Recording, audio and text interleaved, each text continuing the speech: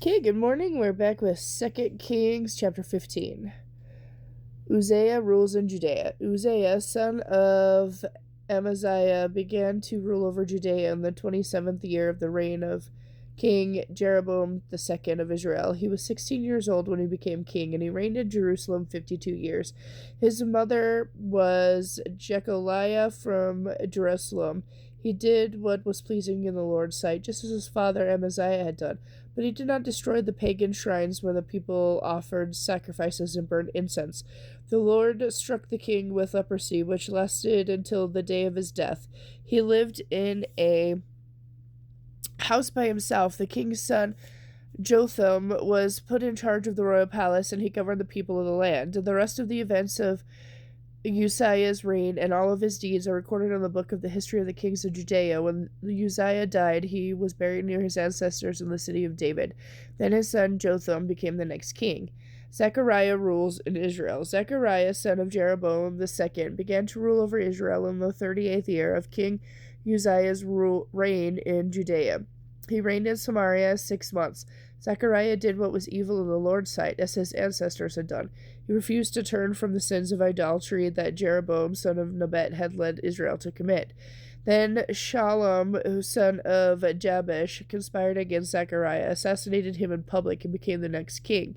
The rest of the events in Zechariah's reign are recorded in the book of the history of kings of Israel. So the Lord's message to Zehu came true. Your descendants will be kings of Israel down to the 4th generation. Shallum rules in Israel. Shallum, son of Jabesh, began to rule over Israel in the 39th year of King Uzziah's rule in Judea. Shallum ruled in Samaria only 1 month. Then Menahem, son of Gadai, went to Samaria from Tirzah and assassinated him, and he became the next king. The rest of the events of Shallum's reign, including his conspiracy, are recorded in the book of the history of the kings of Israel. Menahem rules in Israel. At that time, Menahem destroyed the town of Tapua and all the surrounding countryside as far as Tisra because its citizens refused to surrender the town. He killed the entire population and ripped open the pregnant women. Menahem, son of Gadai, began to rule over Israel in the 39th year of King Uzziah's reign in Judea. He reigned in the Samaria 10 years. But Menahem did what was evil in the Lord's sight. During his entire reign, he refused to turn from the sins of idolatry that Jeroboam, son of Nebat, had led Israel to commit. Then King Tiglath-Pileser of Assyria invaded the land, but Menahem paid his 37 tons of silver to gain his support and tightening his grip on royal power. Menahem extorted the money from the rich of Israel, demanding the rest of them pay 20 ounces of silver in the form of a special tax. So the king of Assyria turned from attacking Israel and did not stay in the land. The rest of the events in Menahem's reign and all his deeds are recorded in the book of history of the kings of Israel. When Menahem died, his son Pekahiah became the next king. Pekahiah rules in Israel. Pekahiah, son of Menahem, began to rule over Israel in the 50th year of King Uzziah's rule in Judea. He reigned in Samaria 2 years, but Pekahiah did what was evil in the Lord's sight. He refused to turn from the sins of idolatry that Jeroboam, son of Nebat, had led Israel to commit. Then Pekah, son of Remaliah, the commander of the Pekahiah's army, conspired against him. With 50 men from Gilead, Pekah assassinated the king, along with Argob and Era, in the citadel of the palace at Samaria. Pekah then became the next king of Israel. The rest of the events of Pekahiah's reign and all his deeds are recorded in the book of the history of the kings of Israel. Pekah rules in Israel. Pekah, son of Remaliah, began to rule over Israel in the 52nd year of King Uzziah's rule in Judea. He reigned in Samaria 20 years. But Pekah did what was evil in the Lord's sight. He refused to turn from the sins of idolatry that Jeroboam, son of Nebat, had led Israel to commit. During his reign, King Tiglath-Pileser of Assyria attacked Israel again, and he captured the towns of Ijon, Ababeth, Makkah, Janaa, Kadesh, and Hazar. He also captured the reigns of Gilead, Galilee, and Naphtali, and he took the people of Asherah as captives. Then Hoshea, son of Elah, conspired against Pekah and assassinated him. He began to rule over Israel in the 20th year of Jotham, son of Uzzah.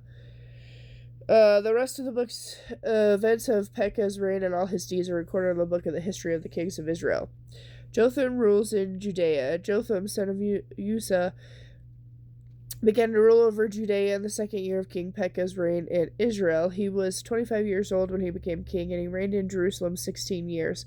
His mother was Jerusa, the daughter of Zadok. Jotham did what was pleasing in the Lord's sight, just as his father Uzzah had done.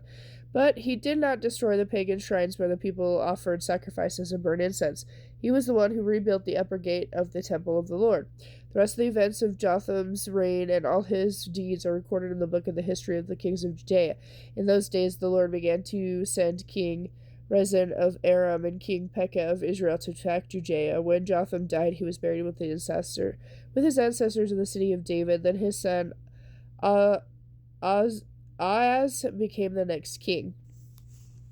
2 Kings chapter 16. Ahaz rules in Judea. Ahaz, son of Jotham, began to rule over Judea in the 17th year of King Pekah's reign in Israel. Ahaz was 20 years old when he became king, and he reigned in Jerusalem 16 years. He did not want to do what was pleasing in the sight of the Lord his God, as his ancestor David had done. Instead, he followed the example of the kings of Israel, even sacrificing his own son in the fire.